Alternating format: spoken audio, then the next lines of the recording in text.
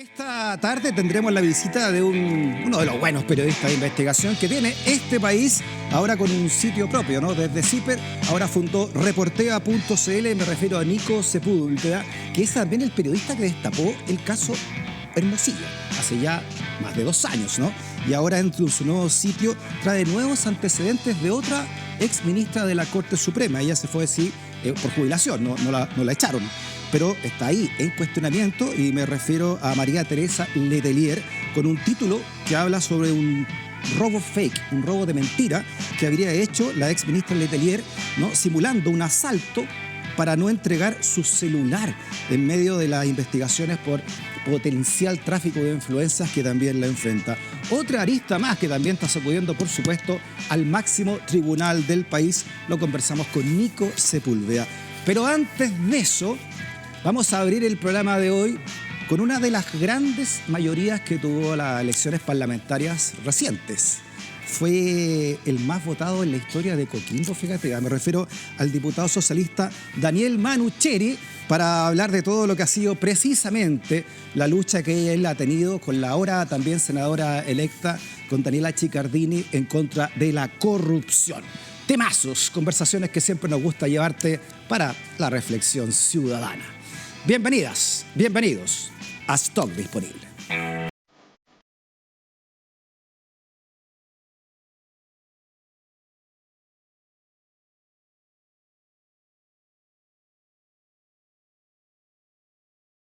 Muy bien, presentamos entonces desde Coquimbo, la capital del jazz en Chile, a don Daniel Manucheri, diputado. Bienvenido, ¿ah? Placer. Déjeme saludarlo en carne y hueso, porque lo habíamos entrevistado por Zoom. Una vez lo entrevistamos vía telemática. Sí, creo que estuvimos también, me parece, en lo del póker. Póker político vino también, también Daniel, ¿ah? ¿Cómo está? ¿Cómo resumimos este año 2025, Daniel, donde ustedes hicieron, junto con la senadora electa, decía yo, ¿no?, con Daniela Chiccardini, una serie de medidas contra la corrupción también, y que han significado incluso en remoción de algunos ministros, ¿no?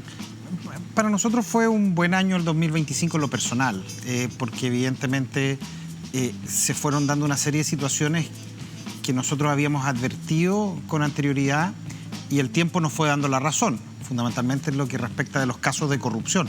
Nosotros muy tempranamente, cuando estalla el caso Hermosilla, señalamos que efectivamente era un caso de corrupción gigantesco, que esta era la punta del iceberg, y fuimos bastante claros en señalar que existía una red de corrupción dentro del Poder Judicial. Incluso hablamos de un tarifario en el Poder Judicial. Fuimos muy criticados, algunos dijeron que estábamos yendo más allá, que estábamos acusando jueces injustamente, pero la verdad es que durante el 2025 lo que nosotros vimos fue que todo esto salió a la luz pública, y conseguimos efectivamente que en estos casos se hiciera algo de justicia, porque cuando impulsamos las acusaciones constitucionales, y las acusaciones constitucionales implican finalmente la salida de los jueces del Poder Judicial, de Ángela Vivanco, Antonio Ulloa, Diego Sintpertighe, creo que es una señal potente para la gente, porque la gente está acostumbrada que estos casos terminaban en nada. Y aquí lo que se vio es que estos jueces que estaban involucrados en una red de corrupción terminaron fuera del Poder Judicial a propósito de las acusaciones constitucionales que impulsamos. Sí, por ejemplo, acá hay un titular, no sé si a usted qué le parece, ¿no? Lo trae el mostrador, este titular, ahí está la nota. Del caso Hermosilla, dice: a la destitución de jueces, el año sin freno de Manucheri y Chiccardini. Durante el 2025 impulsaron acusaciones constitucionales que terminaron con 3 altos magistrados fuera del Poder Judicial, como usted decía, diputado, ¿no? Ángela Vivanco, Antonio Ulloa, y en diciembre reciente el ministro de la Suprema también, Diego Sintpertighe. La destitución de Sintpertighe fue simbólica, dijo. Cerró el año con la señal más potente de su ofensiva. El Senado aprobó su remoción por notable abandono de deberes. En fin, ¿en qué proceso estamos de esta lucha, al menos de esta puntual, ¿no?, del caso Hermosilla, cree usted, Daniel? No, este es un caso que se sigue abriendo. Nosotros hemos visto cómo a medida que va avanzando el caso van apareciendo involucrados que son muy poderosos. Porque esta red, para poder actuar al nivel que actuaba, necesitaba de tentáculos en las instituciones en lo más alto. Nosotros vemos que el caso partió con la caída del director general de la Policía de Investigaciones. Después se vieron involucrados fiscales, jueces, y nosotros estamos viendo hoy día que también incluso esto ha llegado a la esfera política. Entonces, evidentemente, es un caso que aún se encuentra en desarrollo, que nosotros creemos que se debe investigar a fondo, y los juicios van a empezar a comenzar este año, la parte de los juicios orales, en el caso de Hermosilla, propiamente tal. Por tanto, nosotros creemos que este es un caso aún en desarrollo, que hay mucho todavía que tiene que salir a la luz pública y que esperamos que se pueda resolver en justicia, porque la única manera de devolverle la credibilidad a nuestras instituciones es que todos los responsables involucrados en este caso paguen con cárcel. Sí, claro, tenemos muy fresca la memoria del caso Penta, que cuando sale la arista SQM del caso Penta y también involucra a todos los sectores prácticamente, o al menos del socialismo democrático hacia la derecha, no quedó prácticamente nada, ¿no? Ya sabemos la doctrina Abbott, en fin, las clases de ética y todo lo que sabemos. Y ahora está llegando el caso Hermosilla también, o esta arista al menos bielorrusa, al Parlamento. No, evidentemente... ¿Podría pasar algo parecido, cree usted, o no? Yo espero que no. Espero que no... Porque, claro, es bueno que se sepa la cantidad de gente que... Las redes políticas que tenía estas redes, que sean públicas, porque acá ellos, para poder instalar, por ejemplo, a los notarios y a los conservadores, que son los que estaban lavando el dinero de las coimas, eventualmente tuvieron que tener contacto con el Parlamento, con los políticos, con los gobiernos distintos que puedan haber habido. Entonces, es evidente que es bueno que esto se sepa. Ahora, evidentemente, mientras más políticos poderosos e involucrados, más pudiese existir presión para que estos casos se cerraran. Y no es una teoría conspirativa al señalarlo. Lo que pasó en los casos de SQM y Penta es muy evidente. El caso Penta inclusive tiene una asociación directa con este caso, porque lo que nosotros hemos sabido es que, a propósito del rol del ex fiscal Guerra con Luis Hermosilla, justamente existieron presiones para poder hacer un pacto de impunidad y que los responsables en este caso no terminaran pagando como corresponde. Ahí la gente quizás no se acuerda del detalle del caso Penta, pero sí se acuerda de las clases de ética que fueron condenados unos empresarios. Fue muy simbólico. Entonces, evidentemente, nosotros esperamos que los responsables paguen con cárcel, porque lo que hemos visto es grave. Nosotros, a propósito de lo político, nosotros veíamos lo que pasaba con el diputado Cristian Araya, por ejemplo, en donde hay una escucha telefónica del OS7 de Carabineros.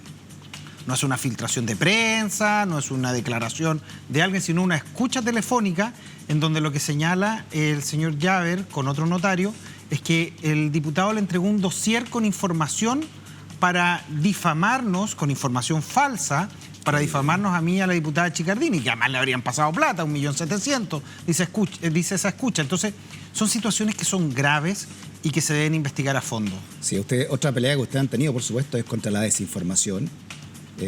Daniel, ¿y cómo le ha ido con esa pelea, ¿no? Contra estos bots, ¿no? Y con la forma en cómo ahora se está atacando a la gente de esta manera, ¿no? Son criminales de la información.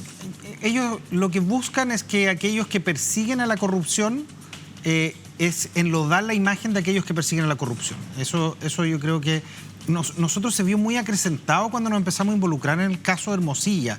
Comenzaron ataques en las redes sociales con una serie de perfiles anónimos, con una cantidad de mentiras e inventos. Yo he visto algunos inventos desde, el examen de drogas. Yo en mi vida, todos los exámenes de droga en la Cámara de Diputados han sido negativos, ni siquiera bebo. Respecto de situaciones que a mí me echaron de la universidad, andan algunos diciendo, yo jamás me echaron de la universidad, o situaciones respecto de, la corrupción en Coquimbo, y mi hermano tiene una de las gestiones más transparentes que hay, la familia está involucrada, pero esas situaciones van tratando de minar la imagen de aquellos que combaten la corrupción. Y lo que vimos nosotros en el caso Hermosilla es lo más evidente, porque cuando nosotros señalamos esto, un director de un medio cercano a Hermosilla señaló que nosotros inventábamos teorías conspirativas, pero lo que vimos en las escuchas telefónicas del OS7 es que esto no era un invento. O sea, que había un diputado de la República que estaba elaborando un dossier con información falsa en su mayoría, porque ellos mismos dicen esto es paja molida, para poder difamarnos a nosotros. Entonces, evidentemente hay mucho nerviosismo y hasta el momento no nos han podido sacar nada real. Es pura chimuchina de redes sociales. Y hay leyes al respecto, porque nosotros ahí tenemos aquí al patito verde, ¿no? Como símbolo también de lo que es esta desinformación y la lucha que tenemos que hacer contra esta maquinaria de la desinformación, y que atacó nada menos que a una candidata presidencial como Belín Matei, ¿no? Y se supo entonces que este patito verde finalmente incluso era directivo de un canal importante de televisión, de Canal 13, era miembro del directorio. Sí, yo creo que existen vacíos legales, evidentemente. Dificultades para poder investigar, por cuanto las cuentas que hoy día se alojan es difícil la verificación de su origen, del poder sacar las IP, el poder acceder a efectivamente quién está detrás de estas cuentas.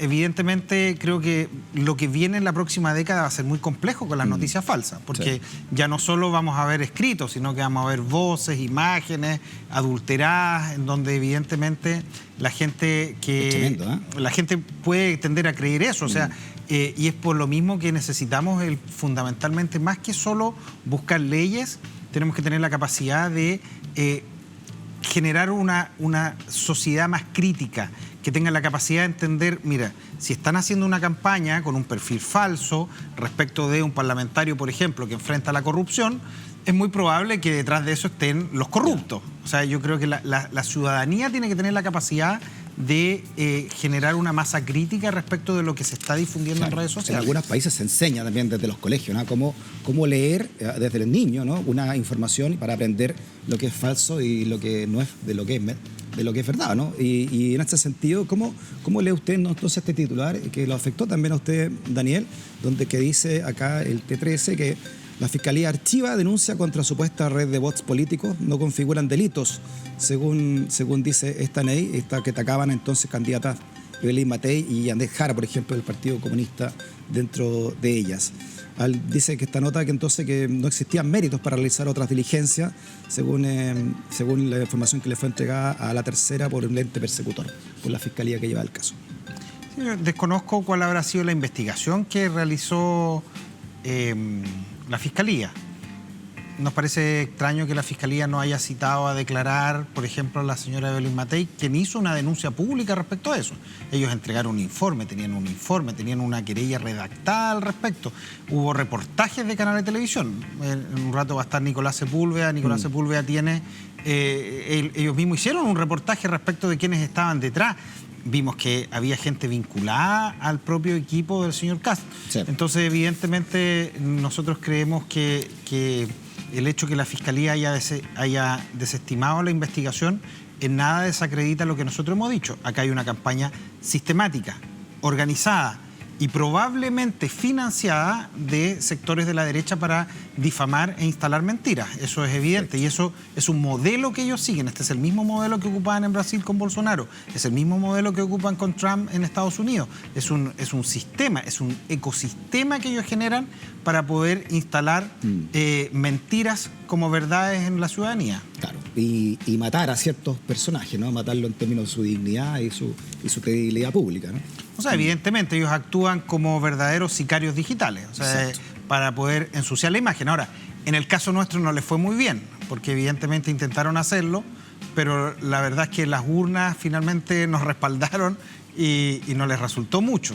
Pero nosotros estamos siempre atentos a lo que ellos están haciendo. Daniel, tuvimos esta semana entrevistada acá a la directora de estudios de la empresa Ipsos, ¿no? Y sacó un estudio bien interesante respecto de cómo percibe la gente en Chile, cómo se está percibiendo la corrupción que se instaló en la Corte Suprema, ¿no? Con estos casos que estamos viendo y la lucha también que tiene ahora la Suprema por mejorar esa imagen y limpiar también esta potencial corrupción. Y señalaban ellos que una de las cosas que había que hacer, porque también presentaron soluciones de parte de la gente, era cambiar el sistema de nombramiento. ¿Cómo se estaban nombrando esto que los jueces, los altos cargos institucionales también, como por ejemplo el fiscal nacional, dependan directamente del poder político, ¿no? Porque el Senado finalmente es el que da la última opinión, tamizado por lo que le entrega el presidente de la República de turno y una estaquina que entrega a la Corte Suprema. Entonces, ¿cómo se puede cambiar eso? Porque para muchos, ¿no? Para gente, ahí está el meollo del asunto, esta red de influencia. Y estoy leyendo que ustedes presentaron un proyecto para, por ejemplo, inhabilitar a jueces amigos de abogados litigantes, que es otro tema también importante. Yo creo que Hoy día nosotros estamos en presencia de la principal crisis de corrupción que ha salido a la luz pública probablemente en nuestra historia. Y está en la profundidad de la crisis que lo que yo extraño es que no haya existido medidas al nivel de la crisis que nosotros hemos tenido, porque por una parte la justicia tiene que hacer su parte, es decir, los responsables tienen que pagar con cárcel, pero también tienen que existir medidas que prevengan estas situaciones. Se habla mucho respecto de los nombramientos, como que si este fuera el gran tema respecto de la crisis de corrupción. Yo siempre lo digo, aquí el problema de fondo no es jueces que hayan tenido contactos con políticos. El problema de fondo son jueces que están recibiendo coimas, o sea, jueces corruptos y políticos, evidentemente, que están recibiendo contraprestaciones en dinero por haber probablemente ayudado en el nombramiento de más de algún notario conservador. Exacto. Y eso yo no sé si se va a solucionar con modificar el sistema de nombramientos. ¿Por qué? Porque la persona que corrompe, porque detrás de un corrupto siempre hay alguien que corrompe, lo único que va a hacer es cambiar el órgano. O sea, si antes tenía que el señor Hermosilla ir a hacer lobby con los miembros de la Corte Suprema para nombrar un juez, probablemente después lo va a hacer con el nuevo órgano que va a suceder. Entonces lo que nosotros tenemos que buscar son medidas que ataquen la corrupción. Hay que efectivamente modificar el sistema de nombramientos. A mí no me convence esto de decir, mire, el problema es que participan políticos, entonces dejemos que los jueces se nombren entre ellos, porque evidentemente la corrupción que hay en el Poder Judicial es latente y la diferencia con la corrupción que hay en el mundo político que existe es que en el mundo político hay un escrutinio. O sea, un parlamentario gasta un poco más en benzina o sucede una situación y hay un sistema de transparencia, está todo el mundo encima, o se contrata un familiar y está bien que así sea. Pero en el Poder Judicial eso no existe. Y nosotros vemos, por ejemplo, los sistemas de nombramiento de aquellos que son familiares, por ejemplo, los jueces, y nos damos cuenta, en este mismo caso vimos cómo un juez finalmente en una posición terminaba en el caso de Diego Simpertigue, terminaba su yerno siendo notario en la comuna donde él estaba fiscalizando esa situación. Entonces hay que hacer modificaciones. Nosotros hemos planteado algunas. En primer término hemos planteado el que se prohíba el lobby de los abogados litigantes o de los abogados en general en el nombramiento de jueces. ¿Por qué? Porque no podemos permitir nosotros que un abogado que después va a ir a un juicio, sí, el juez le deba el favor del nombramiento. Y en segundo término hemos planteado efectivamente que la inhabilidad que hoy día pudiese estar comprendida en el debido proceso, que es respecto del abogado con el juez, porque hoy día es con la parte, y lo que han dicho algunos jueces es que la parte es distinto al abogado. Entonces, las situaciones que nosotros vemos son escandalosas actualmente, porque hemos visto situaciones como la del Diego Sempirtegui, del ministro, que fallaba un caso y al día siguiente se iba en un crucero con los abogados de la otra parte, o el de Ángela Vivanco, que hacía una fiesta, bailaba el trencito con los abogados que al día siguiente ya tienen que fallar un juicio. O Mario Vargas, que estaba presente. Al margen de las coimas que se investigan. Pero evidentemente son situaciones que nuestro sistema no debe permitir. Perfecto. Hablemos un poco de lo que va a ocurrir a partir de marzo. ¿Le parece, Daniel? ¿No? ¿Qué está pasando en la llamada oposición o las oposiciones? ¿Cómo visualiza usted que va a ser la oposición a partir de marzo al presidente electo José Antonio Kast? A ver, yo creo que lo primero es constatar que tuvimos una derrota de magnitudes poco antes vistas en el mundo de la izquierda. Y eso amerita evidentemente un proceso de autocrítica nuestro. Yo creo que nosotros tenemos que también tener un tiempo para generar una autocrítica y una reflexión un poco más de fondo respecto de cuáles son los desafíos que tiene el mundo del progresismo, la izquierda chilena, el socialismo chileno hacia adelante, y también el poder tener la capacidad de diseñar una buena estrategia que nos permita reconectar con los chilenos. Esto evidentemente va a tener que ser en paralelo con nuestro rol de oposición al gobierno de José Antonio Kast. Nosotros tenemos ideas diametralmente diferentes a la de José Antonio Kast y por tanto nosotros vamos a defender nuestras ideas porque la democracia funciona así. Hay un gobierno y hay una oposición. La oposición tiene que jugar su rol Y en ese sentido nosotros vamos a ir más allá. ¿Qué responsabilidad tiene, estamos viendo ahí al presidente Boric, ¿no? ¿Qué responsabilidad usted le ve al gobierno en esta derrota estrepitosa, como usted la llama, de la hora del oficialismo ahora, ¿no? Frente a la oposición, frente a la derecha? Todos aquellos que de alguna manera hemos estado en posiciones de poder, algunas posiciones más estratégicas, otras menos estratégicas, tenemos un grado de responsabilidad en la derrota, ya sea por acción o por omisión. Y evidentemente hay circunstancias que se pudieron hacer de otra manera, que fueron leídas estratégicamente, creo, de una manera errónea, más bien por las fuerzas políticas. A mí no me gusta bajo ningún punto apuntar hacia el presidente. Yo creo que el presidente tuvo un gobierno con las circunstancias que la historia pusieron delante, sin mayoría parlamentaria, evidentemente con una oposición muy obstruccionista por delante, y se pudieron haber tomado decisiones estratégicas distintas. Eso es evidentemente, a mi juicio, nosotros en algún minuto se debió haber visto que no teníamos la capacidad de implementar grandes reformas en el Congreso y por tanto, porque no teníamos mayoría y por tanto se debió haber hecho un vuelco más bien hacia la gestión, la gestión de gobierno propiamente tal, y también se debió haber aprovechado el primer envión del gobierno, porque creo que los primeros 100 días fueron claves. O sea, el gobierno tuvo una disminución de su apoyo ciudadano en el primer año, que fue muy brutal y del cual nunca logró el gobierno recuperarse. Entonces, evidentemente, creo que fue un error estratégico el haber esperado para poder haber avanzado en las reformas. Creo que esas reformas se debieron haber implementado los primeros 100 días y no haber esperado el resultado del plebiscito para poder avanzar en eso. Usted, dentro del Partido Socialista, Daniel, ¿usted es de la mirada que hay en su sector, en su partido, de rearmar el progresismo, si usted quiere, de centro izquierda más la democracia cristiana, dejando afuera al Frente Amplio y el Partido Comunista? ¿O es más de la mirada ahora, que parece que es la que está prevaleciendo, ¿no?, por este titular que vamos a ver ahora, ¿no?, de juntarse y hacer un gran núcleo nuevamente con el PCE y el Frente Amplio, de acuerdo a esta pregunta que se hace la tercera, ¿no?, si se pasó del odio al amor, donde el Partido Socialista contacta al Frente Amplio y apuesta ahora por recomponer relaciones para articularse como futura oposición, con esa foto donde está la presidenta del PS, Paulina Bodanovich, ¿no?, contra la presidenta de la izquierda, ¿no?, del Frente Amplio, Constanza Martínez, para ver esta reagrupación potencial. ¿Cómo ve usted lo que está ocurriendo ahí? Bueno, siempre pasar del odio al amor es muy posible.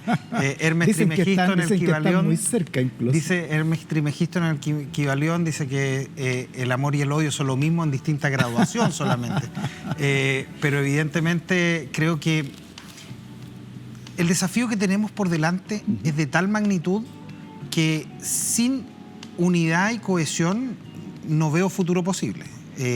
Y eso no implica el desconocer que existen diferencias. Nosotros tenemos diferencias históricas con las fuerzas políticas. Con el Partido Comunista tenemos diferencias ideológicas. El socialismo y el comunismo son dos matrices desde la izquierda que son distintas. El Partido Socialista nace como una respuesta desde la izquierda al Partido Comunista. Con el Frente Amplio tenemos diferencias más bien coyunturales. Tuvimos un pasado en donde el Frente Amplio efectivamente, o sus líderes antes del Frente Amplio, generaron unas críticas muchas veces injustas, ácidas, que generaron hoy día, hasta el día de hoy, problemas personales con muchos liderazgos. Tenemos una raíz socialista común, pero evidentemente se generaron roces que en muchas circunstancias para algunas personas aún no han podido superarse. Disculpe, ustedes acusaron soberbia de parte del Frente Amplio. ¿Ustedes creen que han superado esa soberbia que se acusó en un principio? A mí no me gusta mucho acusar, pero lo que quiero decir es que con todas esas diferencias nosotros tenemos que tener la capacidad de buscar la unidad hacia adelante. Ya. O sea, para mí la unidad es esencial porque uno está en política para realizar cambios y la única manera de poder realizar cambios reales en la sociedad para la gente es construyendo mayorías. Y eso evidentemente muchas veces en la izquierda no lo entendemos, la derecha sí lo entiende. O sea, la derecha tiene una vocación de poder porque ellos siempre han tenido el poder. Ellos nacen con el poder, representan el poder económico, representan la concentración de los medios de comunicación, representan el poder de la fuerza. Y la izquierda, evidentemente, como no pertenecemos a ese espacio, tendemos muchas veces a dividirnos. Y eso creo que es un error. Por tanto, lo que nosotros tenemos que tener es la capacidad de construir un proyecto común, con todas las diferencias, porque unidad no es lo mismo que uniformidad. Y la capacidad de la unidad, y la unidad va a ser la capacidad que tengamos nosotros de articular esas diferencias para tener un proyecto que ofrecerle a los chilenos. Daniel, a nombre del equipo, muchas gracias por esta conversación que nos deja. Salud grande a toda la región de Coquimbo también. A mi Coquimbo lindo, que además... Oiga, felicitaciones por como han campeonado, ahora Supercopa además. Hoy viene la Libertadores, así que prepárense. Muy bien, gracias Daniela. Yo soy de la U, pero qué bueno que haya sido Coquimbo. Qué bueno que haya sido qué bueno que haya sido Coquimbo quien se quedó con la Copa, la merecida Copa, porque es uno de los campeones más claros en la historia del fútbol chileno. Sí, no, bien Coquimbo, bien por su gente, porque yo siempre digo Coquimbo, la gente tú vas a muchas ciudades de Chile y tú encuentras que la gente, su principal equipo es la U, el Colo, la Católica, sí, claro. Pero tú vas a Coquimbo y la gente es de Coquimbo Unido. Y eso creo que muestra el coraje de nuestra gente. Oiga, y además, pues, quizás no sé si la gente lo sabe, pero su hermano, que es alcalde de Coquimbo, usted lo nombró, Ali Manucheri, es una de las, también de los jugadores símbolos de Coquimbo, ¿no? Sí, pues una figura histórica. Y una figura histórica fue de Coquimbo, lo llevó a la final a Coquimbo, recuperó nuevamente el sitial de Coquimbo Unido en su momento cuando subieron. Y hoy día como alcalde creo que es un orgullo, porque un alcalde transparente, que es cercano a la gente, que está haciendo... Mucha gente puede ir de vacaciones a Coquimbo y va a ver cómo está la ciudad. Muy bien, Daniel. Que esté muy bien, ¿eh? Gracias por venir.